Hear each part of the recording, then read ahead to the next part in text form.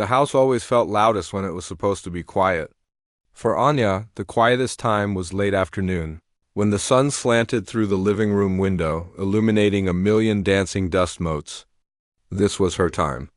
The front door would click shut, the sound of her brother's retreating footsteps fading down the street, and the low hum of her father's office computer would begin its steady rhythm. In this pocket of peace, the old upright piano in the corner wasn't just a piece of furniture. It was a living, breathing thing. Its wood was scuffed and faded, a shade of brown that was out of fashion decades ago. The ivory of some of the keys was worn down, smooth and shiny from the pressure of countless fingers, though only hers in recent years. She would run a hand over the cool wood before sitting, the gesture a familiar, silent greeting. The bench was a little wobbly, and she knew exactly how to position herself to keep it from groaning.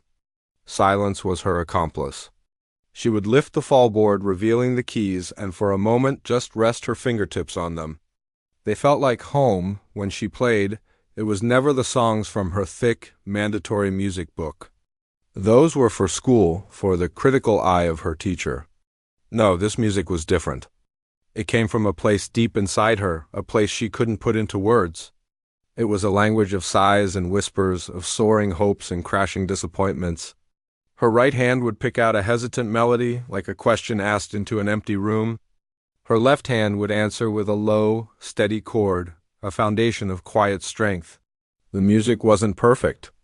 Sometimes a note would clash or a rhythm would falter, but it was honest. It was the only place in the world where Anya felt completely herself, her true self hidden away in the open.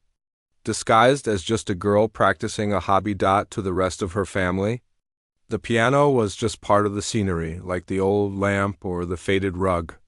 Her father, a man who saw the world in straight lines and measurable outcomes, viewed it with a kind of gentle confusion. He was an engineer, a builder of bridges and systems that made sense. Art, especially the kind that didn't come with a prize or a certificate, was a variable he couldn't quite compute. He would sometimes walk past as she was playing and he wouldn't stop, but his pace would slow for half a second. He wouldn't hear the emotion she poured into the notes. He would just hear the sound, a soft background noise to his more important thoughts about stress tests and load-bearing beams. Her brother, a force of nature named Tom, saw the piano as an obstacle. He was a star athlete, his world a blur of running, jumping, and the roar of a crowd. His trophies, gleaming cups and statues of frozen athletes, were the real art in the house, proudly displayed on the mantelpiece. He would often thunder through the living room, a cleat or a backpack thudding against the side of the piano as he passed. "Sorry, Ian," he'd yell over his shoulder without breaking his stride. He wasn't being mean, not really.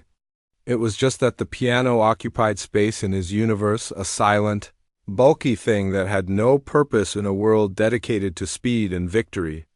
To him, her quiet music was just the sound his sister made, like the hum of a refrigerator. Even her mother, who was kinder, didn't truly understand. She would smile and say things like, "That sounds nice, dear," while she was busy folding laundry or talking on the phone. Her support was a warm but thin blanket. It didn't keep out the chill of doubt. She saw the piano as a good, wholesome hobby, something to keep Anya occupied, but she didn't see it as a lifeline. She didn't see the way Anya's shoulders would relax as her fingers found the keys, or the faraway look in her eyes as she lost herself in a melody. She just saw her quiet daughter sitting in the corner, making pleasant noises. This feeling of being unseen followed Anya to school. Her music class was held in a room with high ceilings and linoleum floors that made every mistake echo. The teacher, a stern woman with a tight bun and an even tighter smile, believed in precision above all else. "Technically correct, Anya," she would say, tapping her pen on the sheet music. "But where is the feeling? The dynamics? You are playing the notes, but you are not playing the music." Anya would just nod, her throat tight. How could she explain that the feeling was all she had? That the notes on the page felt like cages, and the real music was the one she let fly free when no one was listening?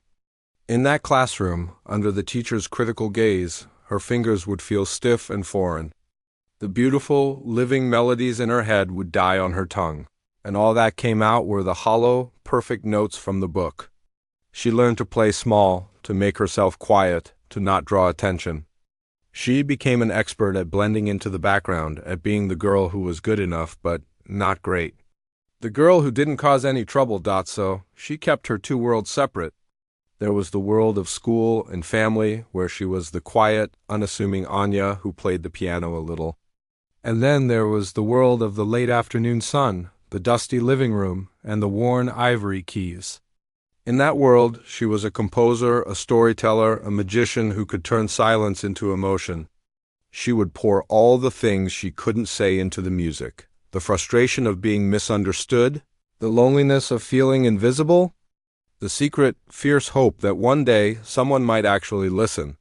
She would play until the sun dipped below the horizon and the room grew dark, her fingers finding their way by memory alone. Then, gently, she would lower the fallboard, wipe the dust from the keys, and close the lid on her world, becoming just the quiet girl in the corner once more, waiting for the next pocket of silence. The air in the dining room was thick with the smell of roasted chicken and the sound of her brother, Tom, recounting a game-winning play. His voice boomed, bouncing off the walls and the framed photos of his various sports teams. Anya pushed a small carrot around her plate with her fork, her own presence in the room feeling as small and quiet as the carrot itself. Her father nodded along to Tom's story, a proud smile on his face, a man who understood the clear language of victory and statistics. Her mother passed the mashed potatoes, her gentle smile a constant, placid feature in the family portrait. It was a typical evening, a scene that had played out 100 times before. And Anya was a master at playing her part, the silent, appreciative audience. And then, with 2 seconds left, I just knew, Tom said, gesturing wildly with his fork, a piece of chicken flying off and landing on the table. I had to take the shot, and boom, nothing but net. Their father laughed, a deep, hearty sound. That's my boy. Good, decisive action. That's what gets you places in this world. He took a sip of water, his eyes scanning the room, a habit of a man who was always assessing, always organizing. His gaze landed on the corner of the living room, visible through the archway. The old piano sat there, a dark, silent shape in the gathering twilight.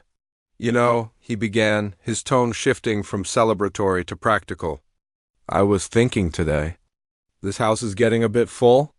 We need to clear out some of the clutter. He paused, and Anya felt a strange, cold knot begin to form in her stomach. She knew where this was going. That piano in the corner, for instance. It takes up a lot of space. We could probably get a nice new bookshelf there, or maybe a bigger TV stand. The world seemed to slow down. The hum of the refrigerator became a loud buzz in Anya's ears. She could feel her heart begin to beat a little faster, a frantic drum against her ribs. Her mother, sensing the shift in the atmosphere, tried to intervene. David, don't be silly. That's Anya's piano, is it though? Her father replied not unkindly, but with the bluntness of a man stating a fact. She hardly ever plays it. Not when we're around, anyway. It just gathers dust. We could find a good home for it. Someone might actually use it. Every word was a small, sharp stone thrown at her. Anya opened her mouth to speak, to say something, anything. Asterisk, I play it every day. It's not gathering dust. It's the most important thing in the world to me, asterisk, but the words wouldn't come. They were stuck in her throat, choked by the sudden, overwhelming weight of their indifference. Tom, oblivious to the tension, saw his opportunity. A trophy stand, he exclaimed with a grin. We could put all my football and track trophies on it. It's the perfect size. Way more useful. That was the final stone. It didn't just hit her. It shattered something inside her. Her passion, her secret world, her one true voice, was being casually discussed as a potential stand for his plastic achievements. She looked at her brother, then at her father, who was actually considering the idea with a thoughtful nod. Her mother gave her a weak, sympathetic smile, but it was a smile that admitted defeat. No one was going to fight for her. No one even understood what there was to fight for. I'm not hungry, she managed to whisper, pushing her chair back. The legs scraped loudly against the floor, a harsh, grating sound that cut through Tom's continued storytelling. She didn't wait for a reply. She walked out of the dining room, away from the warmth and the laughter, away from the people who were supposed to be her family but felt like strangers. Each step towards the piano felt heavier than the last. It wasn't a walk to a place of comfort anymore. It was a walk to the scene of a crime. She stood before it, looking down at the scuffed wood and the worn keys. It suddenly looked exactly how they saw it, old, useless. A piece of clutter. She sat down on the wobbly bench, the familiar groan of the wood now sounding like a sigh of resignation. She lifted her hands to the keys, but they felt stiff and awkward, like they didn't belong to her. The warmth was gone, replaced by a cold, seeping doubt. She tried to play one of her own melodies, a soft, hopeful tune she had been working on for weeks. But her fingers fumbled, hitting the wrong notes. The melody, which had sounded so beautiful in her head just this afternoon, now sounded clumsy and childish. The voices in her head grew louder, a chorus of negativity. Asterisk her father's voice. It's just clutter. Asterisk her brother's voice. A trophy stand. Asterisk her teacher's voice. Technically correct, but where is the feeling? They all swirled together, mixing into one single, crushing thought. Asterisk, they're right. You have no talent. This is all just a silly fantasy. Asterisk, a hot tear escaped and rolled down her cheek, landing on the back of her hand. She wiped it away angrily. She felt foolish. How could she have ever believed she was special? How could she have thought that this quiet, hidden world of hers was anything more than a pathetic attempt to feel important? She was just a quiet girl in the corner making noise. That's all she had ever been. With a surge of frustration, she pushed her own sheet music aside. It fluttered to the floor like a wounded bird. She pulled the heavy, school-issued music book onto the stand. The pages were crisp and filled with black, rigid notes, each one a command. She chose a piece, a classical sonata that was all about precision and speed. She placed her fingers on the keys and began to play. The music that filled the room was not hers. It was sharp, fast, and technically perfect. Every note was in its place, every rhythm exact. It was the kind of playing her teacher would approve of. But it was empty. It was a hollow, beautiful shell with nothing inside. There was no sadness, no hope, no story. It was just sound, a series of loud, correct noises that filled the silence but offered no comfort. She played with a furious, mechanical energy, punishing the keys for not giving her what she needed, for not being enough to make them see her. Then, abruptly, she stopped. Her hands froze over the keys in the middle of a phrase. The sudden silence was even louder than the music had been. It was a heavy, suffocating silence, filled with all the doubts she had tried to play away. She stared at her hands as if they belonged to someone else.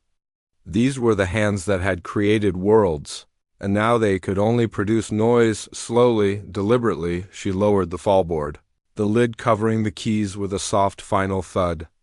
It wasn't the gentle closing of a door to a secret world anymore. It felt like she was nailing a coffin shut. She had not just hidden her music. She had buried it. She stood up and walked away from the piano, leaving it alone in the dark corner. For the first time, it looked like what they said it was, just a piece of furniture. And she felt just as empty and useless as it did. The days that followed were like a long, gray twilight. Anya moved through the house like a ghost, her feet barely making a sound on the floors. The piano, once her sanctuary, now stood like a tombstone in the corner, a monument to her crushed dreams. She avoided it, taking the long way around the living room to get to the kitchen, her eyes always averted. The silence in the house felt different now. Before, it was an empty space she could fill with music. Now it was a heavy, suffocating blanket, woven with all the words she couldn't say. Her family noticed the change, but they interpreted it in their own ways. Her father thought she was just being a moody teenager. Just give her some space, he'd told her mother when he saw the worried look on her face. Tom, busy with his own world of practices and social plans, barely seemed to register her absence at all. He'd barrel through the house, and if he didn't see her, he didn't think to ask where she was.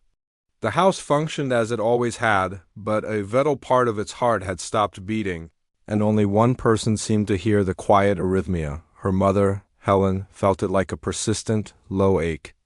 She watched as Anya picked at her food, her responses to questions becoming monosyllabic. She saw the way her daughter's shoulders, once straightening with a quiet confidence, now seemed permanently curved inward, as if she was carrying a heavy weight on her back. The memory of that dinner conversation played in Helen's mind on a loop. She remembered her husband's practical words, Tom's thoughtless joke, and most of all, the look on Anya's face as she had fled the room. It wasn't just sadness. It was a kind of devastation, a light going out behind her eyes. Helen realized with a jolt of guilt that she had just sat there, a silent spectator to her daughter's undoing. 2 days after the dinner, Helen was tidying up the living room, dusting the trophies on the mantelpiece. She glanced over and saw Anya. She wasn't playing, of course. She was just sitting on the wobbly piano bench, staring down at the closed fallboard as if it held the answer to some unasked question. Her hands were resting in her lap, still and lifeless. She looked so small and so profoundly alone in that big, quiet room. Helen put down her duster. Her heart felt heavy in her chest. She walked slowly across the room, her soft footsteps making no sound on the carpet. She didn't say anything at first, just stood beside the bench, a quiet presence. Anya didn't look up. She seemed to be shrinking into herself, willing herself to become invisible. "Anya," Helen said softly. Her voice barely a whisper. Anya flinched, a tiny, almost imperceptible movement. But she didn't raise her head. Helen's eyes scanned the top of the piano. Her school music book was closed and pushed to the side. But next to it were a few loose sheets of paper, covered in handwritten notation. The penmanship was careful, the notes and bars drawn with a steady hand. It was clearly Anya's work. Helen had never seen it before. She reached out and gently picked up the top sheet. The paper felt soft and worn. Her eyes fell on the title, written in simple, elegant letters at the top of the page. It wasn't some fancy classical name. It just said, "For Mom?" The air left Helen's lungs in a quiet rush. It felt like a physical blow. For Mom, this wasn't just a hobby. This wasn't just noise. This was a conversation. This was a letter her daughter had written to her, not with words, but with melodies and harmonies she had created herself. All those times she had walked past, smiling vaguely and saying, "That sounds nice, dear." Anya had been trying to tell her something. She had been pouring out her heart, and Helen had been too busy, too distracted to truly listen. She saw the music now not as a collection of notes, but as a bridge her daughter had built. A bridge she had never even bothered to cross. Tears welled in Helen's eyes, blurring the handwritten notes on the page.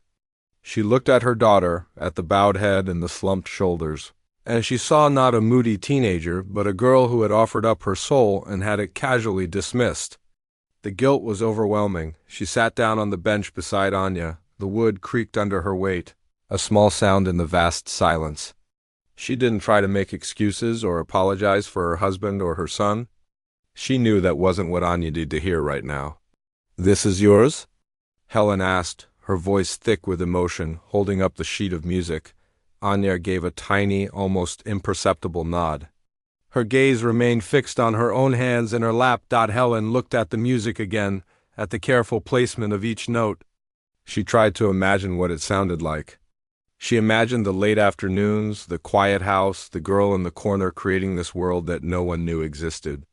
A wave of fierce, protective love washed over her, so powerful it almost took her breath away. She turned to her daughter, her heart aching with a desperate need to make things right, to finally, truly see her. "Anya," she said, and this time her voice was clearer, filled with a gentle urgency. "Will you play it for me? Please, not the school music. This one, play this one for me." Anya finally looked up, and her eyes were filled with a storm of pain and fear. "Why?" she whispered, her voice raspy from disuse. "So you can say it sounds nice?" The words were like a tiny dagger, and Helen knew she deserved every bit of the sting. She shook her head slowly, reaching out to gently tuck a stray strand of hair behind Anya's ear. No, Helen said, her voice trembling slightly. Not so I can say it sounds nice. So I can listen. I want to hear what you've been trying to tell me. Please, Anya, let me hear your song. Anya stared at her, her defenses crumbling under the weight of her mother's sincere, pleading gaze. She saw the tears in her mother's eyes, the regret, the genuine desire to understand. For the first time in a very long time, it felt like someone was actually looking at her, not through her. The request wasn't a judgment or a test. It was an invitation. An olive branch. The fear was still there, a cold knot in her stomach. What if her mother hated it? What if she heard it and realized her father was right, that it was just a bunch of silly, emotional noise? But underneath the fear, a tiny, fragile spark of hope flickered to life. This was her mother. This was the person the song was for. Tears began to slide down Anya's cheeks, silent and hot. She didn't wipe them away. She looked from her mother's face to the handwritten music in her mother's hand, and then to the closed fallboard of the piano. It was a risk. It was the most vulnerable thing she had ever done. To share this secret part of herself, the part that had been so badly wounded, felt like offering up a broken wing. She took a shaky breath, her heart pounding against her ribs like a trapped bird. She looked back at her mother, who waited patiently, her expression full of nothing but love and encouragement. Slowly, hesitantly, Anya nodded. It wasn't a gesture of joy or excitement. It was a gesture of surrender, a final, desperate leap of faith. She would play her song.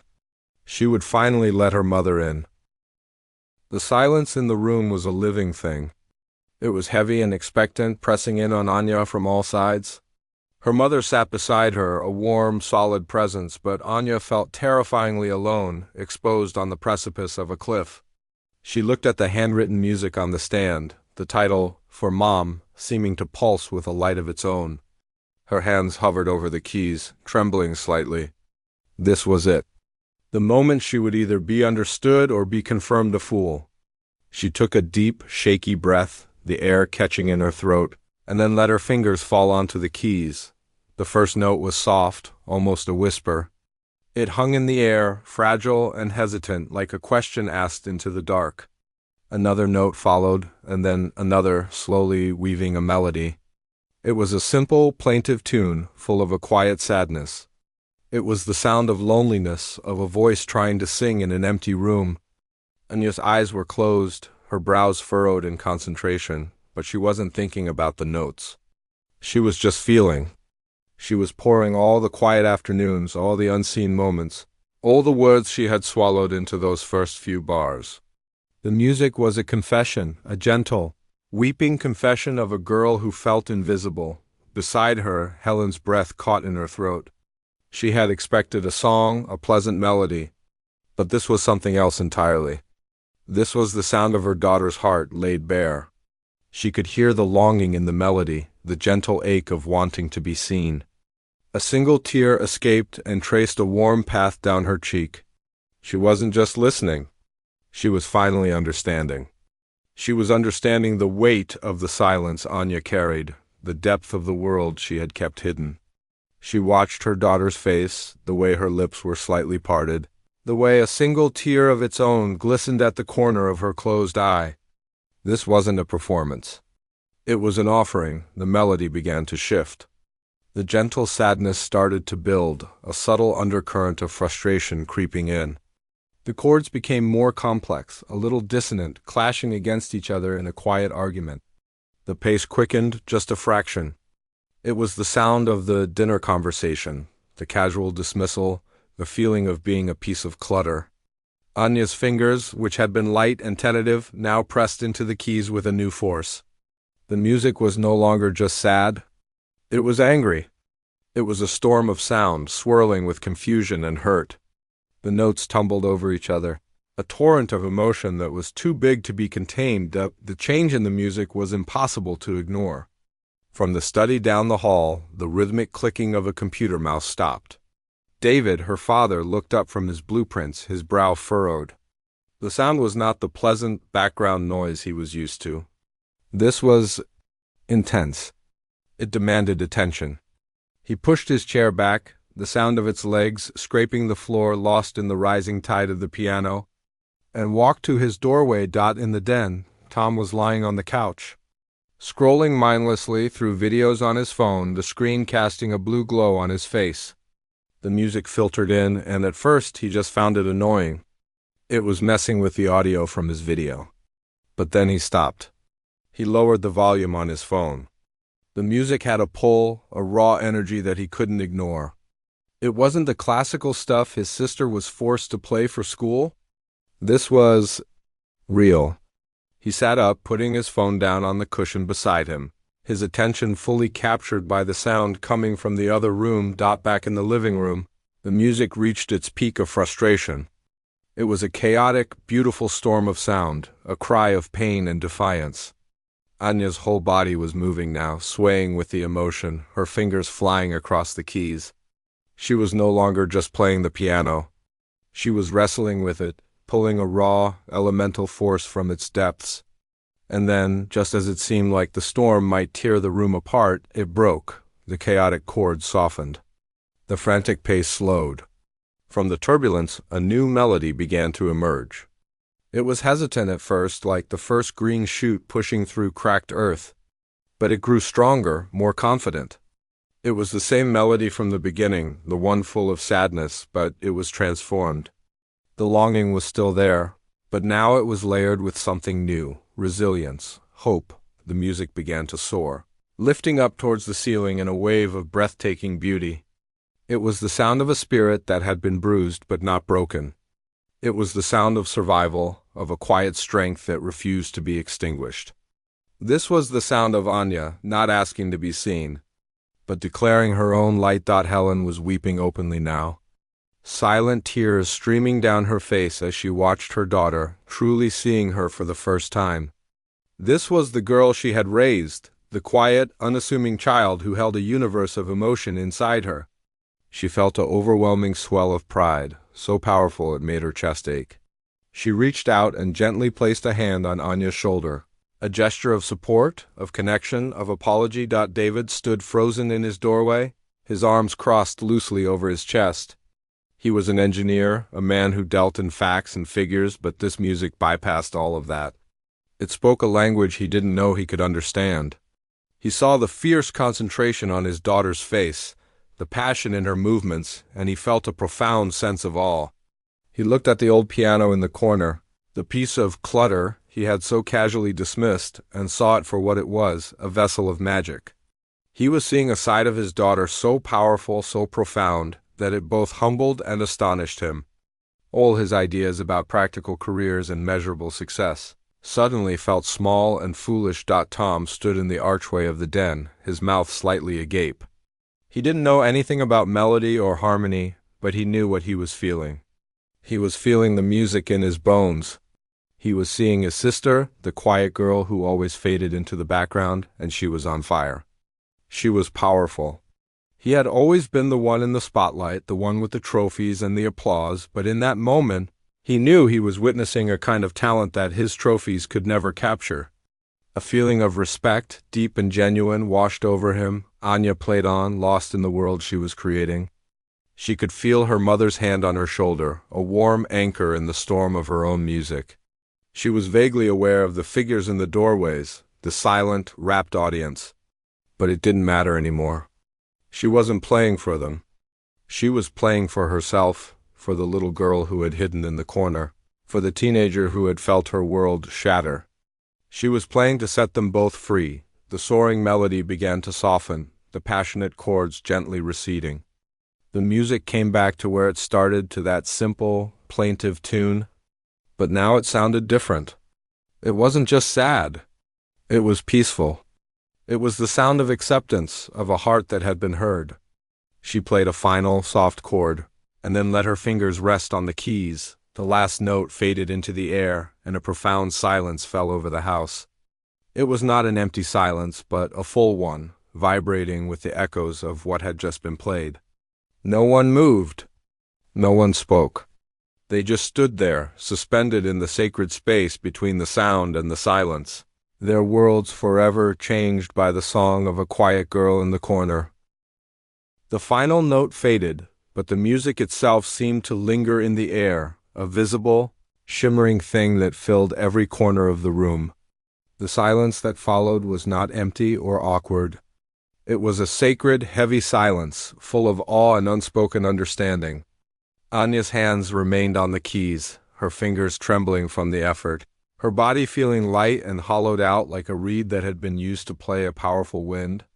She kept her eyes closed, almost afraid to open them, afraid to see the judgment or, worse, the indifference she had come to expect, but there was no indifference. The first movement she felt was her mother's. A warm, gentle hand squeezed her shoulder, and then she was being pulled into an embrace that was fierce and full of trembling. Helen wrapped her arms around her daughter, holding her as if she might break, her face buried in Anya's hair. Anya could feel her mother's tears soaking into her shoulder, but they were not tears of sadness. They were tears of release, of discovery of a love so profound it had finally found its language. "That was the most beautiful thing I have ever heard," Helen whispered, her voice choked with emotion. She pulled back just enough to look at Anya's face, her hands cupping her daughter's cheeks. "The most beautiful thing. I'm so sorry I didn't listen before. I am so sorry." Anya finally opened her eyes, and the sight of her mother's tear-streaked, loving face was the key that unlocked the dam inside her. The tears she had been holding back for days, for years, began to fall. They were not tears of pain or frustration, but tears of relief, of a wound finally being cleansed. She leaned into her mother's embrace, and for the first time she didn't feel small or invisible. She felt seen. She felt heard. A floorboard creaked in the hallway. Anya looked up through her own tears to see her father standing in the archway, his arms crossed, his usual expression of practical assessment completely gone. In its place was a look of profound, bewildered awe. He looked at the old piano as if it were a spaceship that had just landed in his living room. He looked at his daughter as if she were a stranger he was only just meeting, a stranger he was desperate to know. He walked slowly into the room, his steps uncertain. He stopped a few feet away, his hands hanging loosely at his sides. He was a man who built things, who solved problems with logic and formulas. This raw, emotional force of nature he had just witnessed was something he had no blueprint for. He cleared his throat, the sound loud and clumsy in the quiet room. "Anya," he said, his voice softer than she had ever heard it. He looked at his hands, then back at her. I had no idea." The words were simple, understated, but coming from him, they were a thunderous admission. It was an apology, a declaration of respect, and a complete reversal of everything he had ever implied about her music. He didn't offer to get it tuned or talk about music lessons. He just stood there, his entire posture screaming that he had been wrong, and that he was humbled by the depth of his mistake. From the den, Tom emerged, his phone forgotten on the couch. He stood near his father, his usual cocky, athletic demeanor replaced by a kind of wide-eyed reverence. He looked at Anya, his sister, the quiet girl who had always been in the background of his life, and he seemed to be seeing her for the first time. "Wow, Anne," he said, his voice barely a whisper. He ran a hand through his hair, a gesture of helplessness. Just wow. He couldn't find any other words. What could you say after witnessing something like that? He had won dozens of games, felt the roar of the crowd, but he had never experienced anything as powerful as the silence that followed his sister's song. He felt a strange mix of pride and shame, a new understanding that his trophies and medals were just one kind of achievement. And what she had was something else entirely. Something deeper. Anya looked at the three of them, her mother holding her, her father and brother standing in the quiet audience, their faces illuminated by the soft light of the lamp. The cold knot of doubt that had lived in her stomach for so long was gone. In its place was a warm, glowing ember of self-worth. Their belief was a gift, a beautiful, unexpected gift, but the real magic was that in playing for them, she had finally proven something to herself. She was not just the quiet girl in the corner. She was a musician. She was a storyteller. Her voice mattered. The next morning, the house felt different. The air was lighter. Anya came downstairs for breakfast, and for the first time in a long time, she didn't feel the need to make herself small. Her father was at the kitchen table, reading the news on his tablet. He looked up as she entered, and a small, genuine smile touched his lips. "Morning," he said. "Sleep well?" It was a normal question, but the tone was new. It was warm, attentive. As she poured herself a bowl of cereal, he spoke again, his eyes drifting towards the living room. "You know," he said casually, "that piano hasn't been tuned in years. I was thinking I should call someone, get it looked after." Anya froze, her hand hovering over the cereal box. She looked at him, and he met her gaze. There was no discussion of bookshelves or trophy stands. There was only a simple, practical offer of care. It was his way of saying, "You are important. Your music is important. We will take care of it." Tears pricked at her eyes again, but she blinked them back and managed a small smile. "Okay," she said softly. "I'd like that." A few days later, the piano tuner came. Anya sat on the couch while he worked, her mother beside her, sipping tea. They didn't talk much. They just listened to the man plink and plonk, tightening the strings, bringing the old instrument back to life. When he was finished, he played a simple scale, and the notes rang out, clear and true. The sound was brighter, fuller, that evening. Tom was sprawled on the floor in the living room, supposedly doing homework, but mostly just scrolling on his phone. He looked over at Anya, who was sitting at the newly tuned piano, just running her fingers over the keys. "Hey, Ann," he said, putting his phone down. "You gotta play that song again?" "The one for Mom." Anya looked at her mother, who was sitting in her favorite armchair, a book in her lap, but her full attention on her daughter. She looked towards the kitchen, where her father was washing dishes, the clinking of plates pausing for a moment. He was listening. She took a breath. This time there was no fear. There was no trembling. There was only a quiet confidence. She placed her fingers on the keys and began to play. The melody filled the house, no longer a secret whispered in an empty room, but a shared language, a story that everyone now understood. The music was just as beautiful, just as powerful, but it felt different now. It was no longer a cry for help. It was a celebration. She played on, and the sun set outside the window, casting a warm, golden glow into the room. The dust motes danced in the light, no longer symbols of neglect, but tiny specks of gold in a space filled with harmony. The piano was no longer a piece of clutter in the corner. It was the heart of their home. And Anya was no longer a girl who hid in the shadows. She was the one who brought the light.